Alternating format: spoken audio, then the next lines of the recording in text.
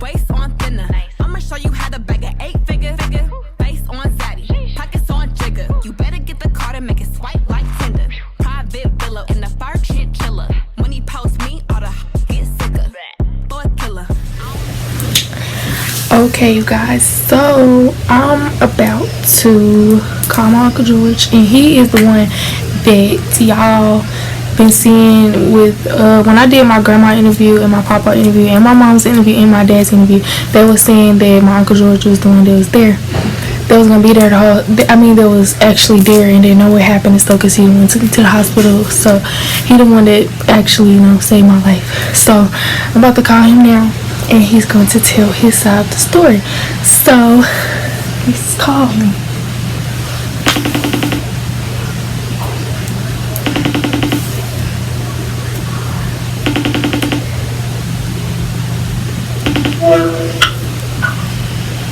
Hi. Hello. Okay, so Grandma and Papa and my dad, my mom, they told their side of the story. So now I need you to tell your side of the story, because they said that you was the one that really know everything. Yeah. Yeah. So what side of what story? Like, Story? yeah, like just start from the beginning. Do you know what month it was? Yes, Grandma called them. It was September the 21st. Man, 2008. I remember I'd always be like really overprotective of you in the sense where it'd be like, alright, now y'all getting a little too rough. Mm-hmm. But I can remember the actual pull of the wagon, like when it happened. Like even you sitting on the back of the wagon, and when they pulled it, and your head hitting the ground. But like you bounced up, like. But what happened was, like, you took a bath. That's what it was. After you came on in, like, you calmed down from crying, whatever, and like we're gonna like let you lay down. So of course you're not supposed to lay down after something like that happens. But you went in there to take a bath, and I came back in there to check on you in the tub, and bro, you had like thrown up in the water. And like it was just like this look, and it was just this moment. Like right then was when it like kicked in. Like for me, like, and I was the only one there. And then like you're looking like that, like it's almost like your eyes rolling in the back of your head, and it's just like throw up, float in the water. I know it's kind of graphic, but like that's really what happened. So I kind of freaked out in that moment. And I had just changed the oil in the yellow car, and like, I want to say I left the oil plug out, and the oil had ran on the ground. Like, it was just so many reasons why I was not supposed to like get you to the hospital type deal. But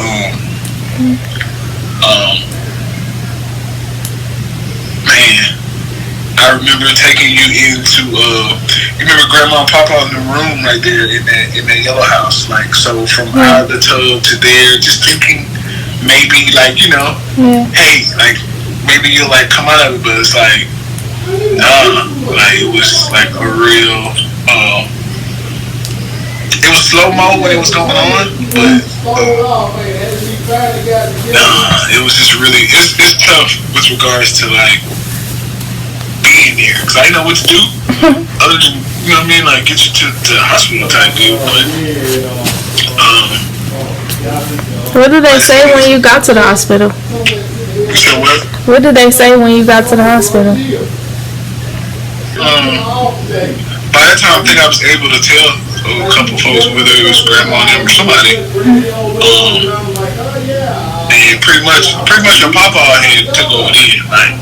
Once you got there, once you know you were there, like, yeah, it was like he was ready to call in anybody and everybody to make sure that you were seen about and taken care of or whatever. But even the whole like the helicopter, the flight to Memphis, like I remember dude was like, He's like, get them here.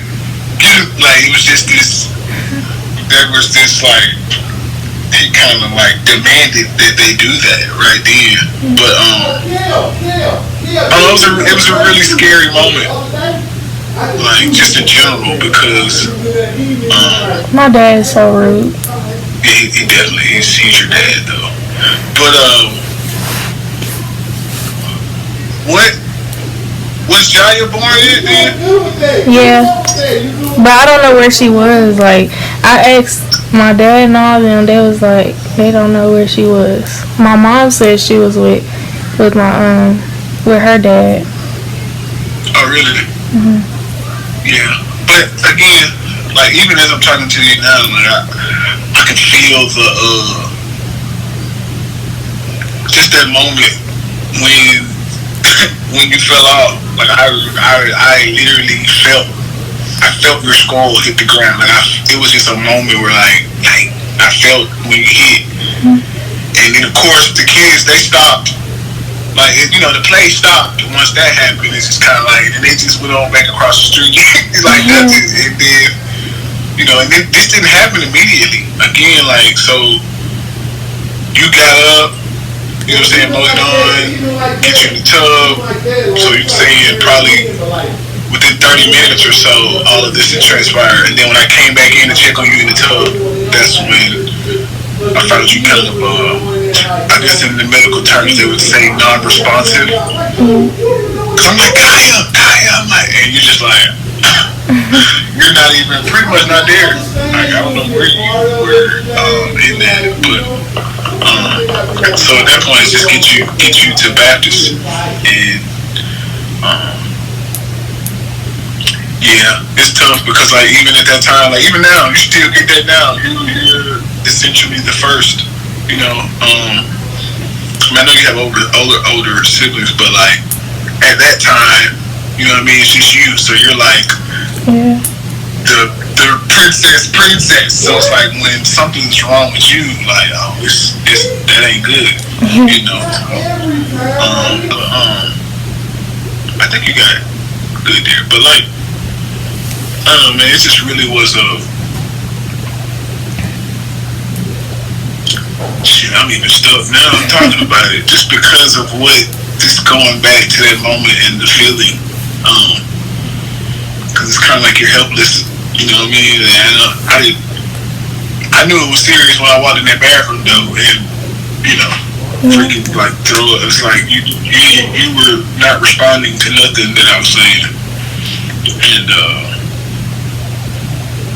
so, and to be there, and I didn't have no kids at that point. You was the kid, you know what I'm saying? So it's like I don't have any experience with dealing with situations like that. So,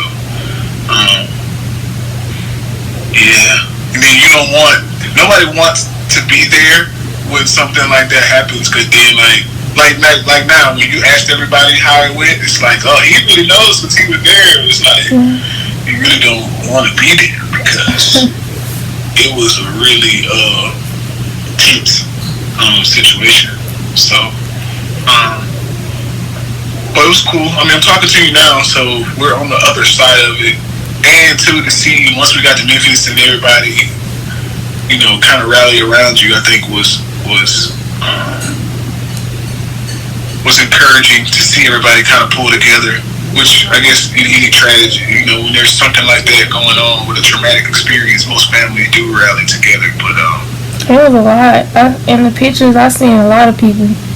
Yeah, you're kind of a big deal. I don't know if you know that, but yeah, you're kind of a big deal. So you should never, up until this point, you should never feel lack in the love department because you are loved, if nothing else. But what do you recall of any? Do you recall anything of it? Yeah, I remember, like, before I hit my head, I remember being in the wagon playing with them. Like, I remember before that, but everything after that, I don't remember none of it. I don't know which one of them it was, but the person that was pulling, bro, they knew what they were doing. That's what it made me mad, too, because, like, it's like, it's one thing to, like, be rough, but it's like, you know how sometimes when we be playing, like, even do it with our sibling. Like, you know you went too far. I see it with my kids now. Like, well, you know you went too far, and you're the one that had to absorb the blow of that. But it definitely, the person that was pulling knew. Like, it was almost like pull a chair. Like when someone pulls a chair from under somebody, it was kind of like that vibes. Like you took a spiel in. Like, what I'm saying is, you could feel it. You could feel your cranium when it hit the ground. You could feel it. And the thing is, that little piece right there isn't like, it's concrete, but it was rough. I can't really explain it, but I know exactly like where it was. But yeah. And it took, like I said, it took about 20-30 minutes for all of this to transpire. It definitely was a scary situation, and I don't ever want to be put in that situation again, like to this day. So yeah, I don't know what happened in the bathroom there. I don't know. You went in there to take a bath, but again, something clicked. Yeah, I don't remember none of it. Yeah. So what do you you're just kind of doing a recall on that experience? Yeah, because Grandma talks about it a lot, so I was like, I should do a story time about it. Yeah, no, it definitely was a life altering moment, man. Even that ride up there, cause like you don't know, like, so the last time I saw you was like around the hospital, but like the fact that they had to airlift you to Memphis, like the ride to Memphis and not knowing, you know what I'm saying, what's going on, it's just like, it's like the longest ride ever, you know.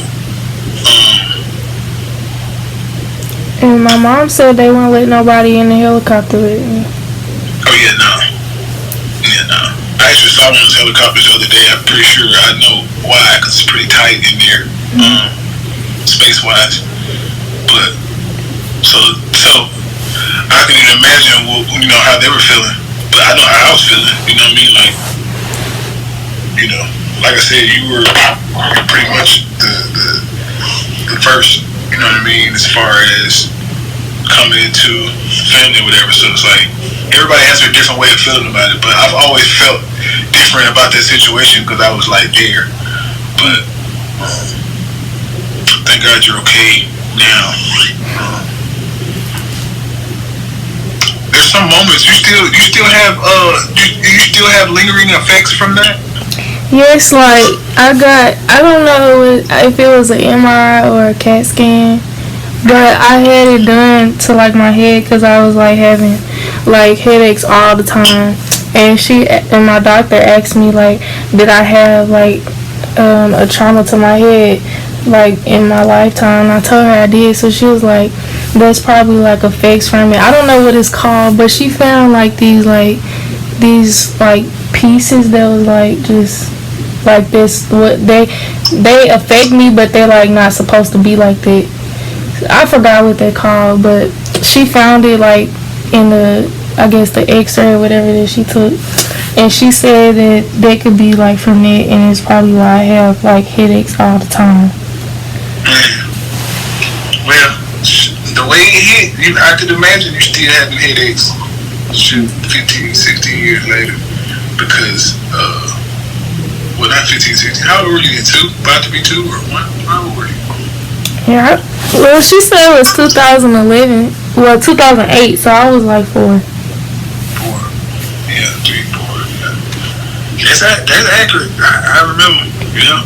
She called the hospital. I will say this. Wasn't a lot of wagon play for my kids. Yeah.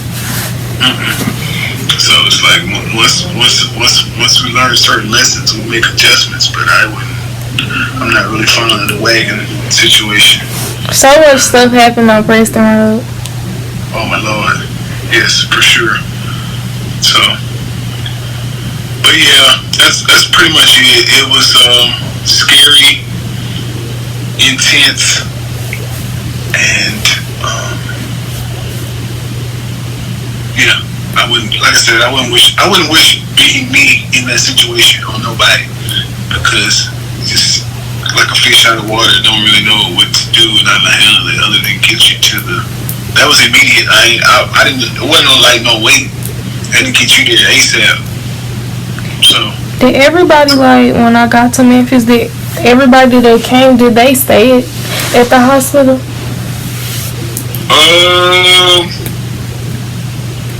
I don't think everybody stayed, other than the folks that wasn't gonna leave. Which, you know who those people are. They ain't gonna go nowhere. There's something dealing with you right now, still. Yeah, my mom said she was at work and she said she was in her Chili's outfit for the longest. Yeah. And then, you know, Daddy wasn't gonna let, he wouldn't let nothing out of sight type action going on with him. Which he still like that with you now. He ain't playing. But I don't think I stayed. I mean, you know, I came, but I don't think I stayed like overnight type action. I think I came back another day and type deal. I don't really remember the whole Memphis thing, other than the ride to get there was intense because you don't know nothing. You don't know what's going on. So, but yeah, that's my story. Okay, well, thank you. Alright, I'll look forward to seeing this piece on your YouTube channel. Hey guys, make sure you stop what you're doing. If you like this story, make sure you subscribe, share it with someone else, let them know that jakiyah.monaee is sharing her life and the integral details of it. This was pretty cool. So shout out to you on this. So maybe I can like do something myself and share some stories. But this is good stuff. So,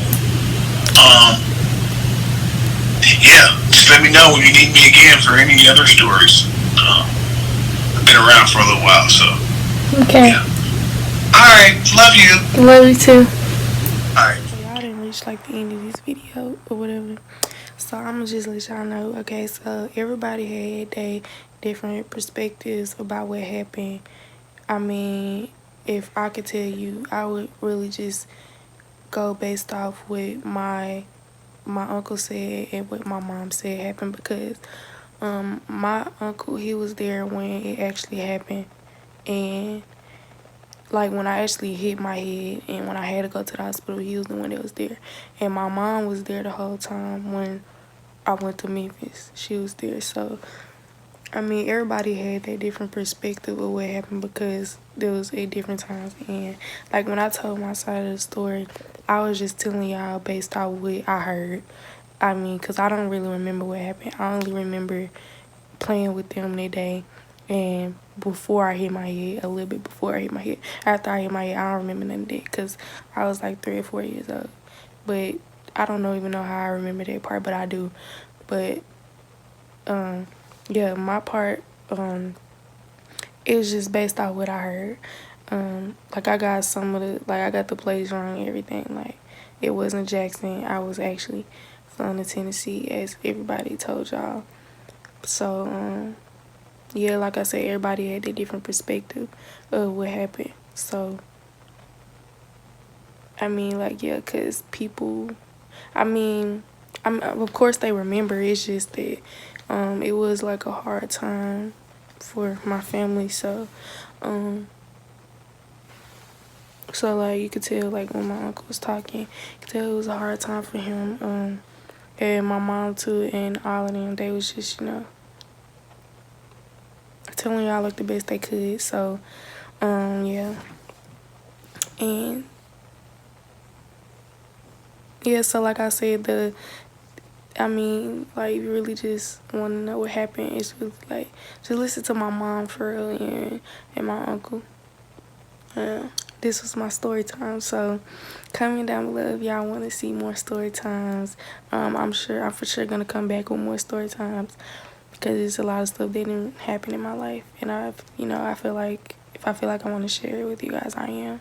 So stay tuned for more story times. Yeah, and yeah, make sure if you made it this far through this video, I really hope all of y'all did. Sorry if it was long, and I'm sorry if you lost your attention or whatever, but I hope it didn't, and I hope you did make it this far. So if you did, make sure you let me know in the comments if you like this story time and if you want me to do more story times. Yeah, and make sure you share my channel with your friends and your family. Make sure you share this video and and the part 1 video with your friends and your family. Let them come watch. Let them become a part of my life journey. And if you haven't subscribed to my channel already, make sure you do that. You know, because if you support me, I'm gonna support you. Even if you don't support me, I'm gonna make it. I don't know what I'm going to say, but I'm still going to support you either way. But if you really like my channel, make sure you turn on them post notifications so you won't miss any of my videos. And like I said, I really hope you enjoyed this video. But let me know down in the comments. But until my next video, have a nice day. Hey. Hey.